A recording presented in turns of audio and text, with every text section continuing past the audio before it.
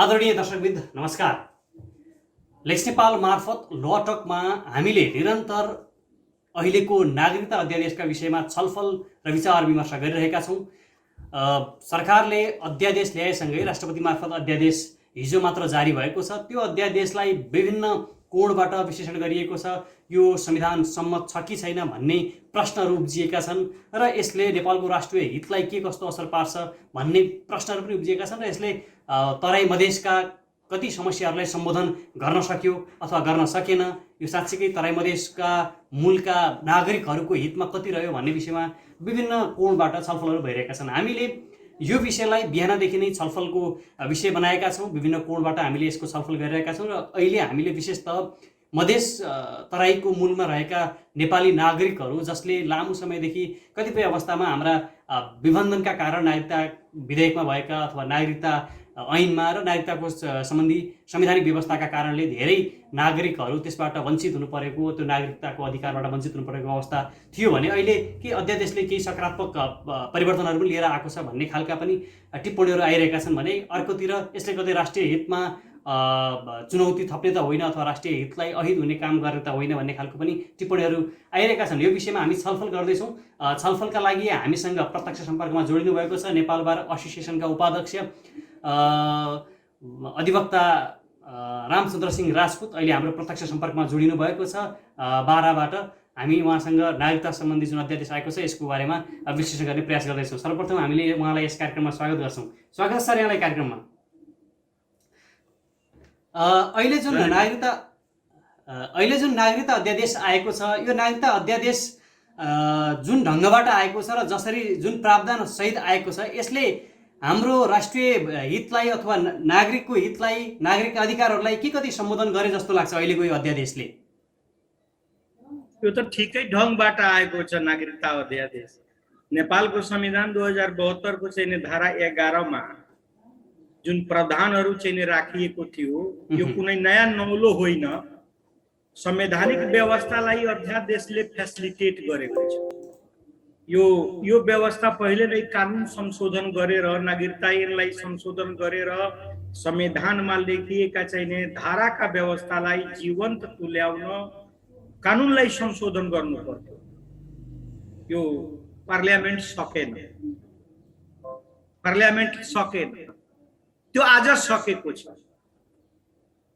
नियमित अधिवेशनमा चाहिँ नसकी राज्यले चाहिँ सरकारले अध्यादेशकै माध्यमबाट यो संविधानका चाहिँ जुन व्यवस्था हो त्यसलाई फेसिलिटेट गरेको छ। सम्मानित सर्वोच्च अदालतबाट पनि नागरिकताका चाहिँ मुद्दाहरूमा संवैधानिक व्यवस्था छ।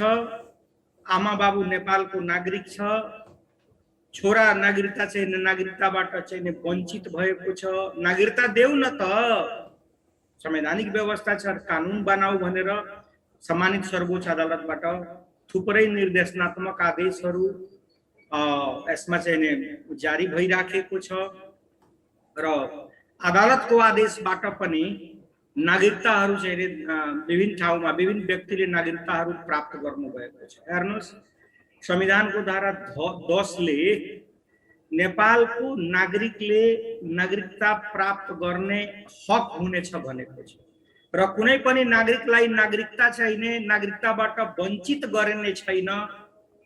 संवैधानिक व्यवस्था छ। नागरिकताको सरोकार राष्ट्रियतासँग हुन्छ। नागरिकताको सरोकार राष्ट्रियतासँग हुन्छ। राष्ट्रियताको सरोकार भाषा, संस्कृति, भूगोल, मान्छेको व्यक्ति विकास।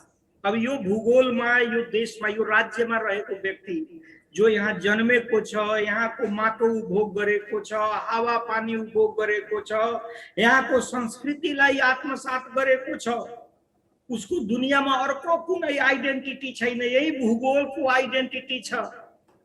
जग्गा जमिन उसको बाबुको नाउँमा छ, तर यही जन्मेको छ, यही हुर्केको छ।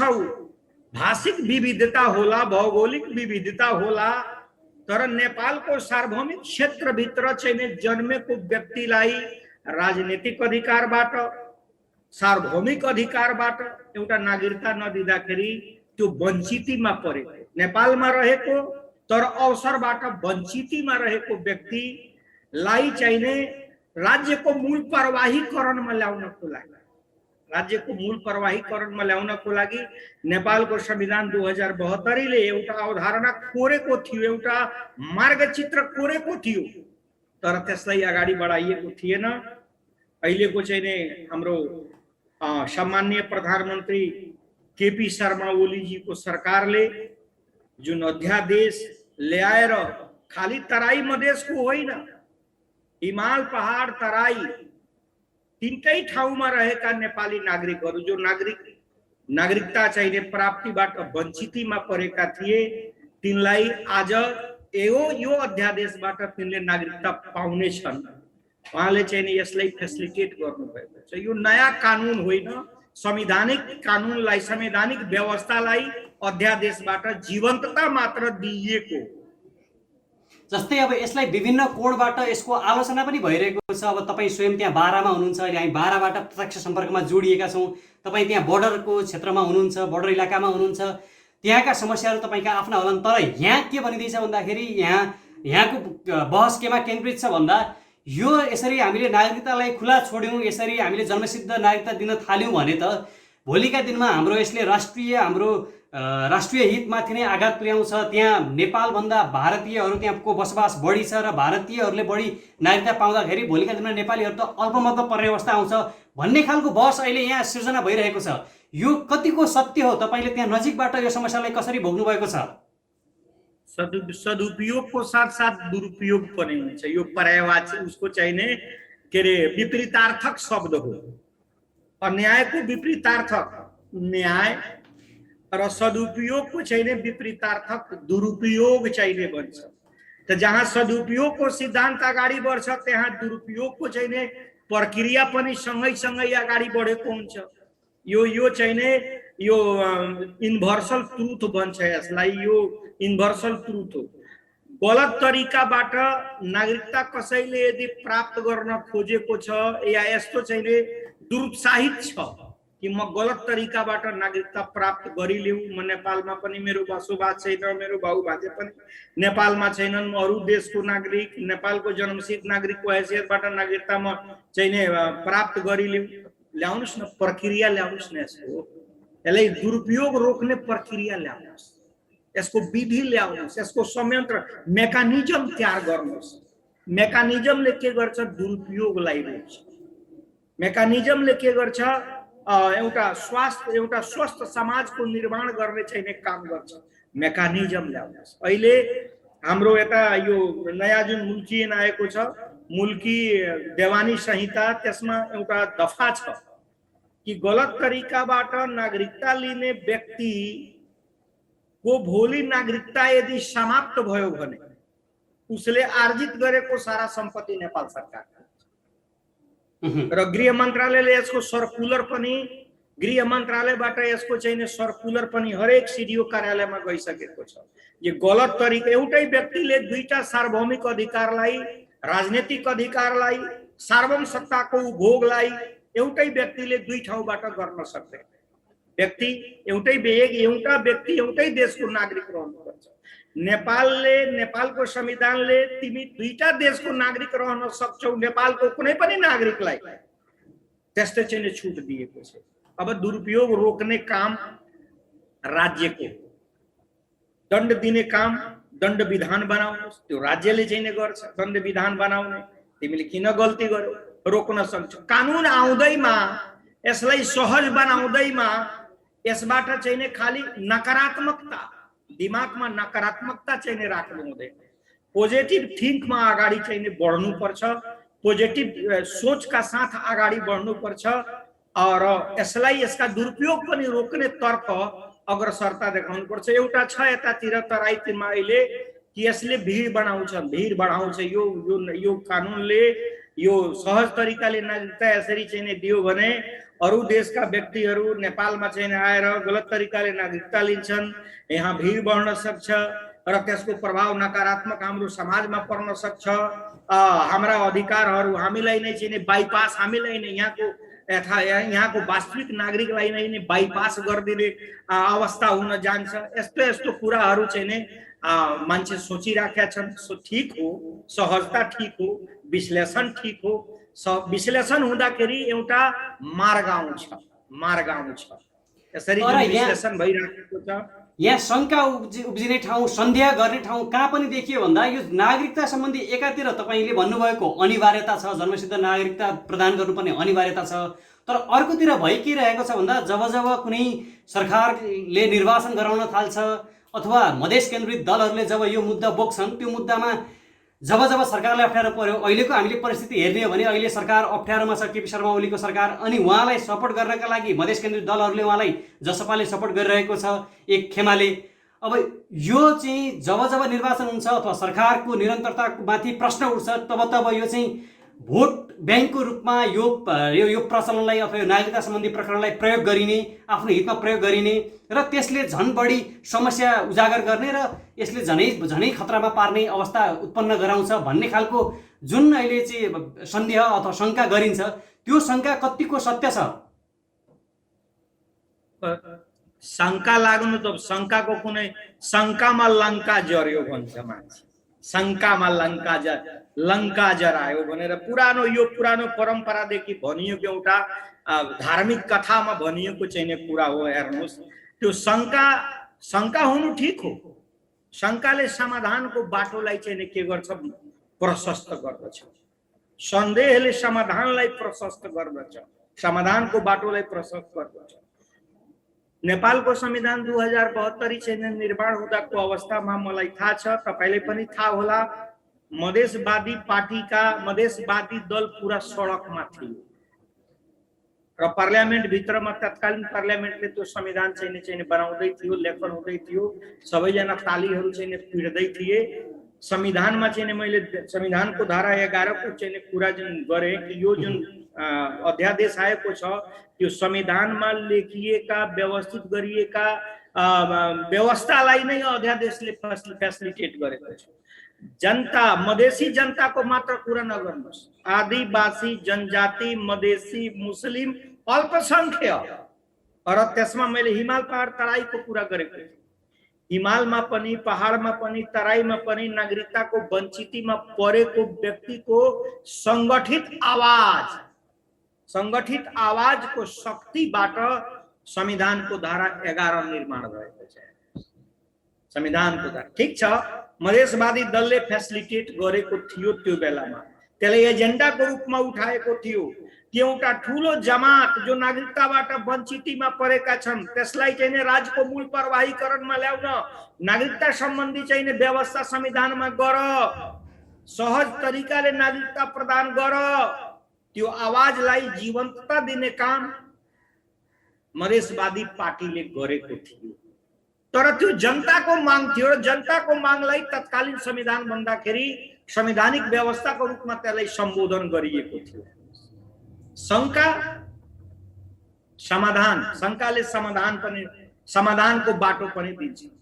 अब के शङ्का हुन्छ, रोक्नुस् न त शङ्का हैन। जस्तो यहाँ चाहिँ अब भन्छ नि prevention is better than cure भन्छन् कि एउटा सुक्ति छ, prevention is better than cure. रोग लाग्नु भन्दा रोगै नलागोस् भने त्यसको उपाय गर्नुस्, अगाडि नै उपाय गर्नुस्। कानुन एउटा खतरा उत्पन्न हुने सम्भावना त देखियो नि। जस्तो कि अब यदि हामीले जन्मका आधारमा त्यसरी नागरिकता दिँदै जाने हो भने त भारतीय त्यहाँ तराई मूलमा अथवा मधेस मूलमा बसोबास गर्ने भारतीय मूलका नागरिकहरू यदि त्यहाँ आएर बसोबास गरेको अथवा जन्मेकै आधारमा हामीले नागरिकता दिन थाल्यो भने त साँच्चीकै त्यहाँको जुन चाहिँ त्यहाँको सच्चा नागरिक, मधेसको मूलको सच्चा जुन नेपाली नागरिक हो त्यो चाहिँ अल्पमतमा पर्ने र त्यहाँ बाहिरबाट अथवा भारतबाट आएका नागरिकहरू बहुमतमा पर्ने भनेर भोलिका दिनमा यो राष्ट्रको हित अनुकूल नहुने अवस्था सिर्जना हुने यसले प्रश्नहरू त उब्जाएको छ नि।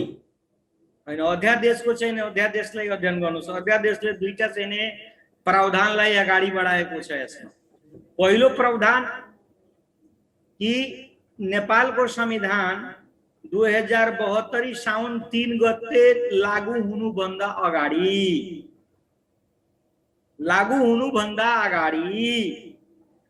बाबुआमा नेपालको नागरिक रहेछन् र उसका छोरा चाहिँ बाबुआमा नेपालको नागरिक रहेछ र 72 भन्दा अगाडि चाहिँ उसको छोरा चाहिँ जन्मेको छ भने उसले वंशजको नागरिकता प्राप्त गर्ने।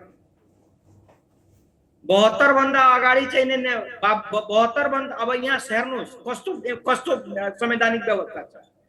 नेपालको नागरिकलाई नेपालको नागरिकता को हक हुनेछ। नेपालको नागरिकलाई पहिले संविधानको धारा 10 ले के भन्छ, नेपालको नागरिकता प्राप्त गर्ने हक हुनेछ र नागरिकताबाट वञ्चितीकरण गर्ने छैन।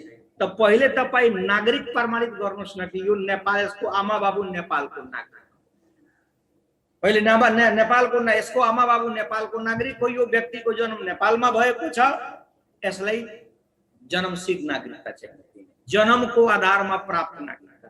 बाबुआमालाई चाहिँ नै अब दुवै जनाको नागरिकता नेपालको छ भने जन्मसिद्ध नागरिकता छ भने छोराको त वंशजको नागरिकता भयो। फेरि एउटा चाहिँ नै भिजन त्यसमा के ल्याएको छ, बाबुको ठेगाना नभएको नेपाली आमाबाट चाहिँ नै सन्तान जन्मेको त्यसलाई चाहिँ नै वंशजको आधारले चाहिँ नागरिकता दिन्छ।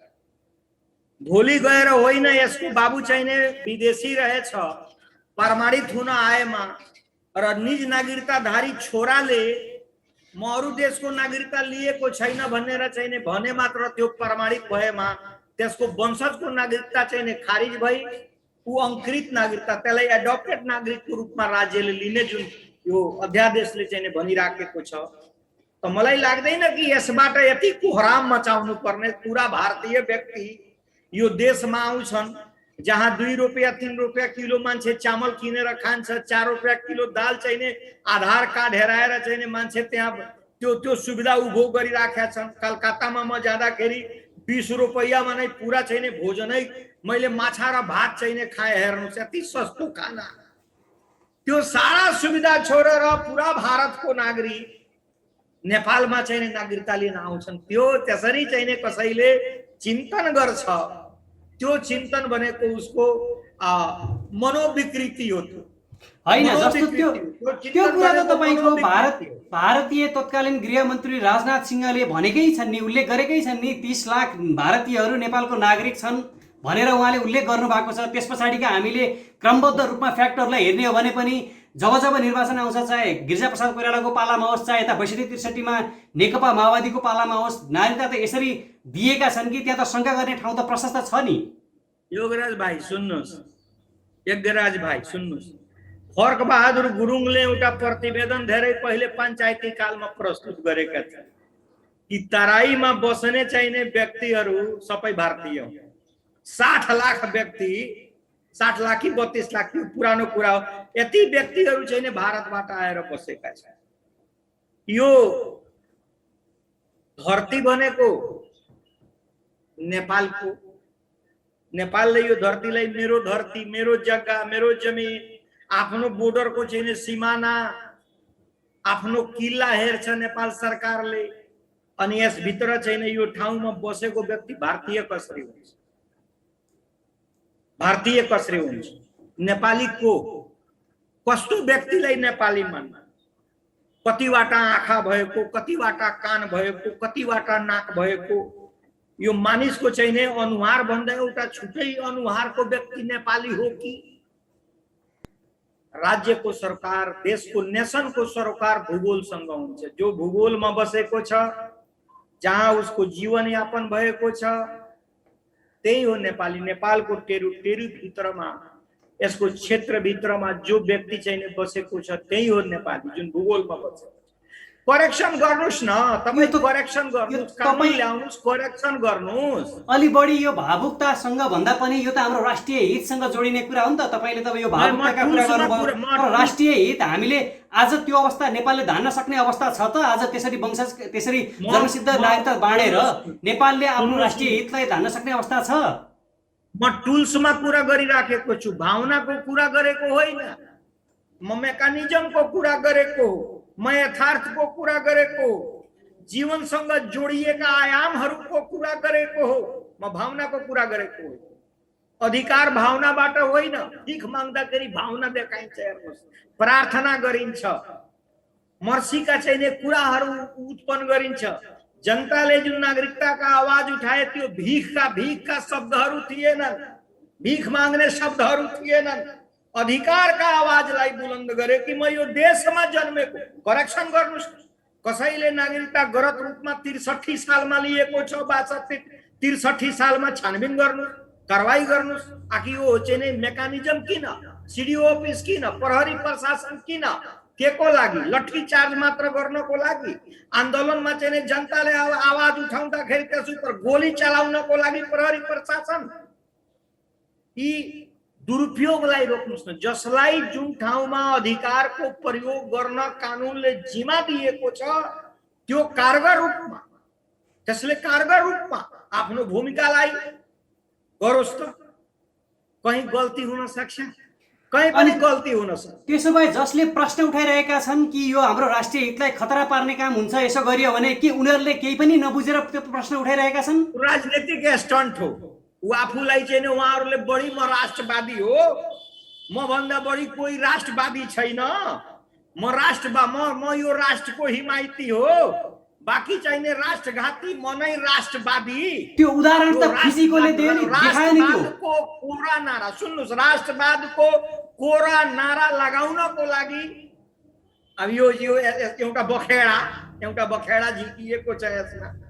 यो बखेडा हो, यसलाई हामीले बखेडा बहाना भन्छौँ। हेर्नुहोस्, कहीं राष्ट्रियता मधेसी जनताको कारणबाट कहीं पनि राष्ट्रियता कमजोर भएको छैन। बोर्डरमा रहेको मधेसी जनताले नेपालको 1 इन्च भूगोल कसैलाई दिएको छ, 1 इन्च जमिन कसैलाई दिएको छ, लडेको छ आफ्नो जमिनको लागि। 10 गजा क्षेत्रमा लडाई नै हुन्छ, मधेसी जनताले लडेको छ। मधेसी जनतामा भारतीय, तपाई भारतीय बनाउनुहुन्छ मधेसी जनतालाई, यहाँका व्यक्तिले भारतीय बनाउँछ मधेसी जनतालाई। यो नेपाल यसले के गर्छ कि राज्यलाई गलत दिशातर्फ ड्राइभ गर्छ, ड्राइभ गरिदिन्छ। यो यसले ड्रेन गर्छ, सोसाइटीलाई ड्रेन गर्छ। त्यसकारण यो एउटा राजनीतिक स्टन्ट हो। केपीजीले जुन काम गर्नुभयो यो काम त यो सरकारको राम्रो काम होइन। त्यसो भए त्यत्रो लामो समय संसदमा विचाराधीन हुँदै थियो, संसदले निकास दिँदै थियो त्यो विधेयकमा, तर पनि अहिले जसपाले पनि यो अवस्थामा सरकारमा जानै लाग्दाखेरि यही अवस्थामा त्यो अध्यादेश आउनु, किन भन्दाखेरि यसको त लामो छलफल त हुँदै थियो नि त, आधिकारिक रूपमा त संसदबाट यो पास हुनेवाला थियो। तर अहिले आएर जसपाले चाहिँ आफ्नो राज्य सत्ता अथवा त्यो नेतृत्वमा पाउनका लागि, सरकारमा सहभागी हुनका लागि त उसले यो दाउपेच त बनायो नि त, यो त नागरिकताको अध्यादेश अथवा नागरिकताको कुरालाई। भाइ 275 जनासँग सोध्नु पर्छ कि तपाईहरु जब संविधानको धारा 11 मा यो व्यवस्था थियो, सर्वोच्च अदालतले निर्देशनात्मक आदेश सबैको नाउँमा जारी गरेका थियो, त किन यो नागरिकता सम्बन्धी त्यही बेलामा नागरिकता ऐन किन संशोधन गर्नु भएन? त्यो संविधानको त्यो धारालाई फेसिलिटेट गर्न कानुन किन ल्याउनु भएन? त्यो उहाँहरु 275 जनासँग सोध्ने, त्यो रामचन्द्र सिंह वकिल साहबसँग सोध्ने त्यो प्रश्न होइन। अब जहाँसम्म साझेबा पार्टी सरकारमा गइराखेको छ या छैन त्यो सरोकारको विषय हो। त्यो मेरो सरोकारको विषय के हो? ढिलो होस्, चाँडो होस्, पानी परेको बेला होस्, घाम लागेको बेला होस्, 275 जनाको चाहिँ समय अवधिको बेला होस् या संसद विघटन भएर सरकार रहेको बेला होस्, राम्रो काम यो काम। यसबाट साँच्चै नै तराईका जो नेपाली नागरिक हुन् त्यसबाट फेरि तिनीहरूले नै लाभान्वित हुने अवस्था होला कि त्यो भन्दा अझ बढी भारतीयहरू नेपालमा सम्भावना बढी होला? मैले तराईको कुरा गरेको होइन, हिमाल पहाड तराईको कुरा गरेको। मैले तराईको मात्र कुरा गरेको होइन, हिमाल पहाड तराईको धेरै नागरिकताबाट जुन वञ्चितीकरणमा थिए तिनका सन्तानहरूले चाहिँ सहज यो कानुनबाट सहजता प्राप्त गरेका छन्। संवैधानिक व्यवस्था हुनु र कानुन नहुनु बेइमानी हो नि। संविधानमा व्यवस्था गर्नु र कानुन नबनाउनु त बेइमानी हो। यो मूल कानुनमा घोषणा गर्नु र कानुन नल्याउनु, विधायकी कानुन नल्याउनु, मूल कानुनमा घोषणा गर्नु बेइमानी। ठीक छ, केपीजी को चाहिए, केपीजीले पछिबाट उहाँको चाहिँ विवेकमा बुद्धि उब्जियो, जनताको आवाजलाई जीवन्त तुल्याउन ठीक गर्नुभयो, ढिलो गर्नुभयो, ठीक गर्नुभयो। ढिलो चाँडो हुन्छ। यो राज्य यस्तो राज्य हो कि यहाँ आवाज दिनलाई गोली खानु पर्छ, रगत बगाउनु पर्छ, 2-4-10 जना मान्छे शहीद हुनु पर्छ, तब यहाँ आवाज सुनिन्छ। यहाँ भनेर चाहिँ यहाँ आवाज सुनिदैन, राज्यले सुन्दैन। अहिलेसम्मको राज्यको चरित्र यही देखिएको छ, यही देखिएको छ। होइन, तपाईँले त्यो त भन्नुभयो, अब त्यो त त्यही हदसम्म त्यहाँ त धेरै सत्यता पनि लुकेको छ। तर आजको सवाल भनेको, आजको सवालमा यदि हामीले नागरिकता सम्बन्धी खुकुलो विधान बनाएर, खुकुलो नीति बनाएर भोलिको अवस्थामा हामी फिजीकरण हुने खतरामा जाने हो कि होइन भने हामीले आज चाहिँ हाम्रो चाहिँ ढोका थुनेर आज चाहिँ राष्ट्रिय हितलाई जोगाउने हो भन्ने आजको मूल प्रश्न हो। त्यो प्रश्नमा चाहिँ यो अहिलेको नागरिकता अध्यादेशले कतिको सम्बोधन गरेको छ अथवा त्यो प्रश्न उन्मुख कतिको भएको छ? राति सुत्दाखेरि घरको ढोका लगाएर सुत्नुहुन्छ कि खुला चाहिँ त्यो ढोका नै खोलेर रातभरि सुत्नुहुन्छ घरमा? मलाई लाग्छ कि यो देशको प्रत्येक नागरिकले राति घरमा सुत्दाखेरि आफ्नो झ्याल ढोका थुनेर मेरो घरमा चोर नछिरोस्, प्रहरी त छ, त्यो सम्भावना छैन नि त। हाम्रो जुन बर्डर छ, खुला बर्डर छ, त्यो सम्भावना त छैन नि त। सुन्नुहोस्, मान्छे घरमा सुत्दाखेरि जब ढोका लगाएर सुत्छ, सब कुरा हुँदा हुँदै ल्याउनुहोस् न एउटा सेफ जोन, सेफ विधि ल्याउनुहोस्, सुरक्षित विधि ल्याउनुहोस् कि चोर बाटोबाट कोही नछिरोस्। सम्भावना त रहन्छ।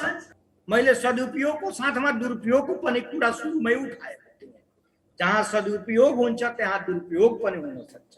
ल्याउनुहोस्, रोक्नुहोस्, कसले भनेको छ कि नरोक्नुहोस्, दण्डित गर्नुहोस्, मेसेज दिनुहोस् कि यसले गल्ती तरिकाबाट नागरिकता लिएको छ, यसको नागरिकतालाई बदर बातिल गरिएको छ, यसले कमाएको सारा सम्पत्ति राज्यले जफत गरेको छ। दिनुहोस्, मेसेज दिनुहोस्।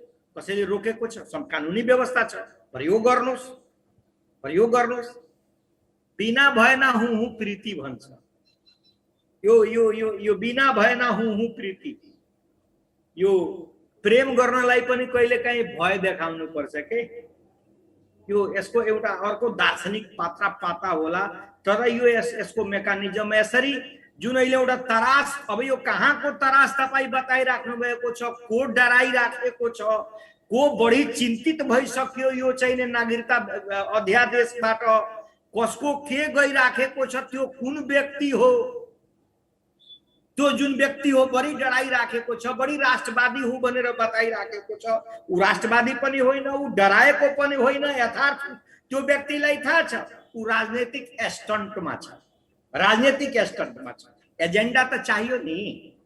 यहाँ जीवनको एजेन्डा होइन, मृत्यु ऊपरको एजेन्डा, सुविधा ऊपरको एजेन्डा, गरिबी ऊपरको एजेन्डा होइन। गरिबीलाई निर्मूलीकरण कसरी गर्ने त्यस उपरको एजेन्डा निर्माण हुँदैन। हक र अधिकारलाई चाहिँ सक्रिय तुल्याउन एजेन्डा चाहिँ निर्माण हुँदैन।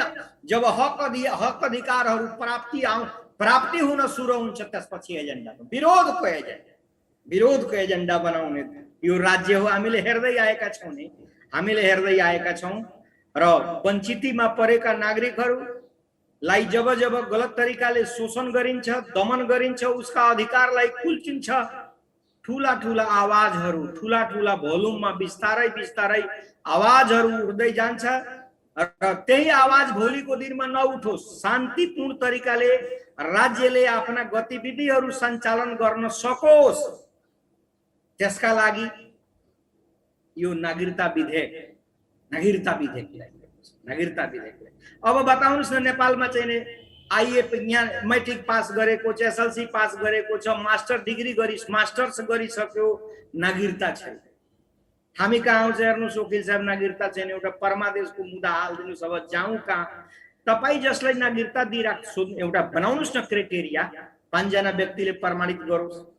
पहिले पनि थियो नि 62-63 सालमा नागरिकता दिँदाखेरि 5 जना व्यक्तिले चाहिँ प्रमाणित गर्थ्यो कि नेपालको नागरिक हो, नेपालमा जन्मेको छ, नागरिकता दिनुहोस्। गल्ती जसले गरेको छ, मुद्दा खेपिराखेको छ। अहिले पनि थुप्रै मुद्दा 12 वर्षको अदालतमा थुप्रै मुद्दाहरू नागरिकता सम्बन्धी मुद्दा छ, खेपिराखेको छ मुद्दा, कोर्टले सजाय गरिराखेको छ।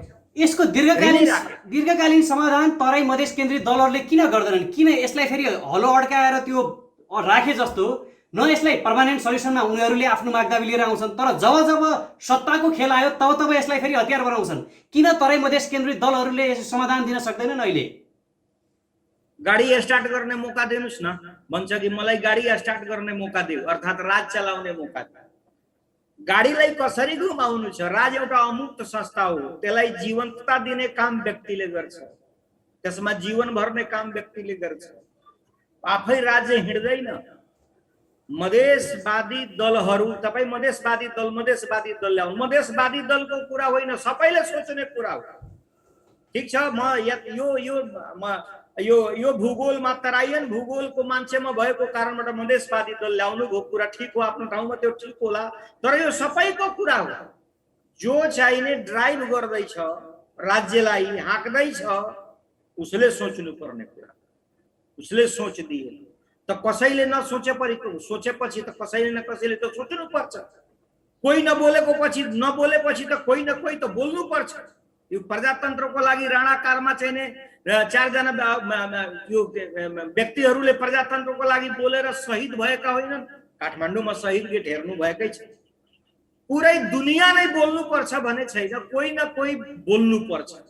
मान्छे बोल्ने गरेको छ र यो यसलाई यसरी नलिनुस् कि अहिले राजनीतिक यो आपाधापी राजनीतिक खेलाचीमा तल माथिमा यो चाहिने सहयोगको कारणबाट यो साजेपा पार्टीलाई चाहिने आफूसँग मिलाउन नेपाल समाजवादी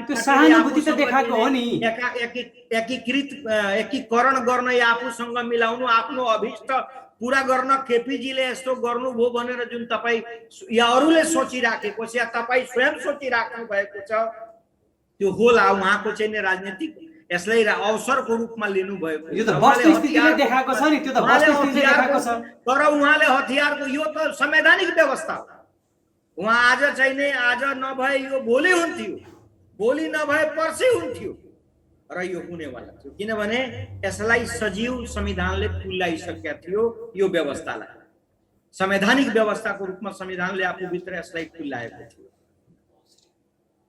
अब हामी कार्यक्रमको अन्त्यतिर आइसकेका छौँ। तपाईसँग यो लामो छलफल भयो, विभिन्न कोणबाट। हामीले, मलाई लाग्छ यो हेर्ने दर्शकहरूले पनि धेरै कुराहरू उहाँले चाहिँ बुझ्नुभयो होला, उहाँले धेरै कोणबाट चाहिँ बुझ्ने मौका पाउनु होला भन्ने मैले आशा गर्छु। अब हामी करिब अन्त्यतिर छौँ। अब अन्त्यतिर टुङ्ग्याउनु पर्यो कसरी भन्दाखेरि, साँच्चीकै आजको मधेसको नागरिकता सम्बन्धी मधेसको समस्या के हो? बोर्डरमा बसिरहेका मधेसी मूलका नागरिकहरूको आजको मूल समस्या के हो? किनभने पहाडिया पनि तपाईँले भन्नुभएको छ, मैले त्यसरी त्यो ध्रुवीकरण गर्न खोजेको होइन, तर यो मूल समस्या त मधेस केन्द्रित नागरिकहरूको छ। त्यसकारणले गर्दाखेरि नागरिकता सम्बन्धी मधेस तराईले भोगेको समस्या आज के हो र कसरी समाधान हुनुपर्छ, तपाईँको चाहिँ यसमा अन्तिममा सुझाव सहित मैले यो अपेक्षा गरेँ तपाईँसँग, यो यसको जवाफको अपेक्षा। मधेसी जनता बोर्डरमा बसेको होइन, नेपालमा बसेको। 10 गजा क्षेत्रमा कहाँ मधेसी जनता बसेको छ? मधेसी जनता त नेपालको भूगोलमा बसेको छ। हेर्नुहोस्, बोर्डरमा बसेको होइन, बोर्डर हामीसँग जुटेको छ। मधेसको चाहिने भूगोलसँग भारतको बोर्डर जुटेको छ। उत्तर चाहिने चीनको चाहिने बोर्डर चाहिने हाम्रा चाहिने हिमाली चाहिने जिल्लाहरूसँग जुटेको छ। बोर्डरमा बसेको होइन कि नेपालको भूगोलमा बसेको छ। म फेरि पनि भन्छु, नागरिकता चाहिने अध्यादेश जुन आएको छ राम्रो छ। राज्यले यसको सदुपयोग कसरी गर्नुपर्छ मापदण्ड तयार गरोस्, यसको विधि तयार गरोस्, यसको कार्यविधि तयार गरोस्, यसको प्रक्रिया तयार गरोस्। गलत व्यक्तिले नागरिकता धारण गर्न नसकोस् र जो नागरिकता धारण गर्न सक्ने हैसियतको व्यक्ति हो त्यसले नागरिकता धारण गरोस्। चेक एन्ड ब्यालेन्सको थ्योरीमा, चेक एन्ड ब्यालेन्सको थ्योरीमा शक्ति सन्तुलन कायम रहोस्। यसमा चेक एन्ड ब्यालेन्सको थ्योरीमा यसलाई फेसिलिटेट गर्नुपर्छ। हामी पनि यसमा धेरै संवेदनशील छौँ कि यो कानुनबाट कुनै गलत व्यक्ति आएर चाहिँ यहाँ भिड नबढाइदियोस्। यो राज्यमा यहाँ भिड नबढाइदियोस्।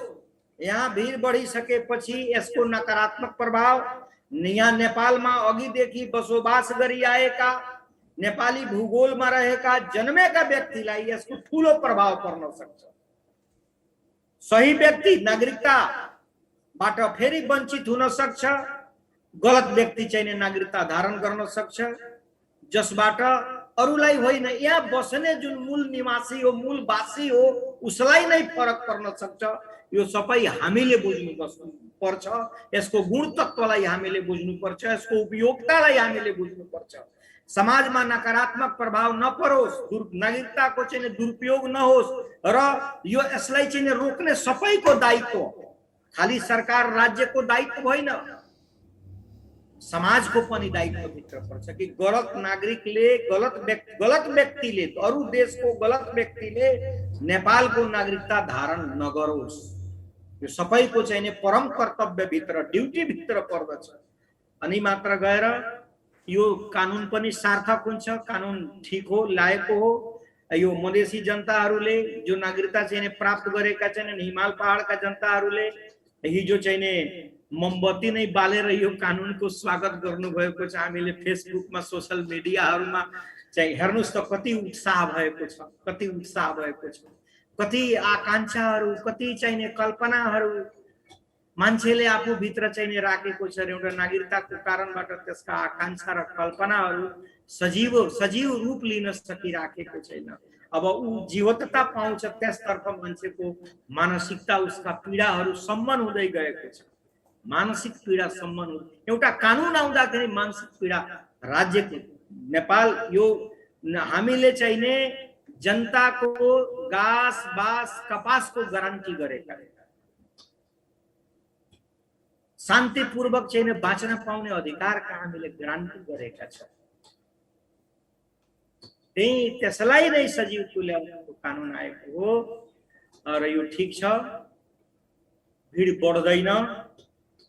गलत तरिकाले कोही नागरिकता यदि लिन्छ भने मैले अघि नै भनिसके, ऊ जेल पनि जान्छ, उसले कमाएको सम्पत्ति नेपाल सरकारको हुन्छ। यो सबैले बुझ्नुपर्छ। नागरिकता लिनु सहज कुरा होइन। तपाईँ यसलाई गलत व्यक्तिले यदि धारण गर्दैछ भने बुझोस् कि म ऊ चाहिने फन्दामा पर्दैछ, फन्दामा पर्दैछ। ऊ बाँकी रहँदैन, बाँकी रहँदैन। नागरिकता सिफारिस गर्ने व्यक्ति पनि फन्दामा पर्छ। झुटो सिफारिस गर्छ भने फन्दामा पर्छ।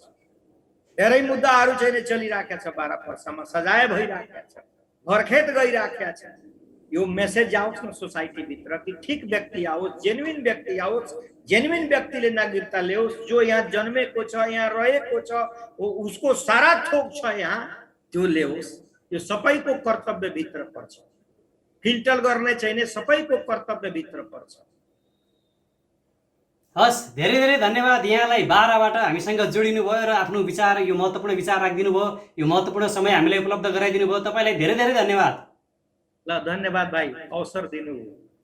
उहाँ हुनुहुन्थ्यो नेपाल बार एसोसिएसनका उपाध्यक्ष रामचन्द्र सिंह राजपूत। उहाँसँग हामीले नागरिकता अध्यादेश आइसके पछाडि यसले मधेस मूलतः अब समग्र नेपालीको जनताको त छँदैछ, तर मूलतः हामीले यहाँ सन्देह भइरहेको जुन मधेस केन्द्रित नागरिकहरू छन्, उनीहरूले कतै यो गलत प्रयोजनका लागि प्रयोग हुने हो कि अथवा भारतीयहरूबाट यो बढी प्रयोग गरेर यसलाई चाहिँ कति गलत तरिकाबाट नागरिकता लिने हो कि भन्ने खालको जुन सन्देह उठेका छन्, यो विषयमा हामीले छलफल गऱ्यौँ र यस विषयमा हामी फेरि पनि निरन्तर छलफल गर्दै जानेछौँ। आजका लागि, अहिलेका लागि यो जुन नागरिकता अध्यादेशका विषयमा गरिएको यो छलफल, रामचन्द्र सिंह राजपूतसँग गरिएको यो छलफल यति नै। हामी पुनः जोडिनेछौँ। तबसम्मको लागि बिदा दिनुहोस्। नमस्कार।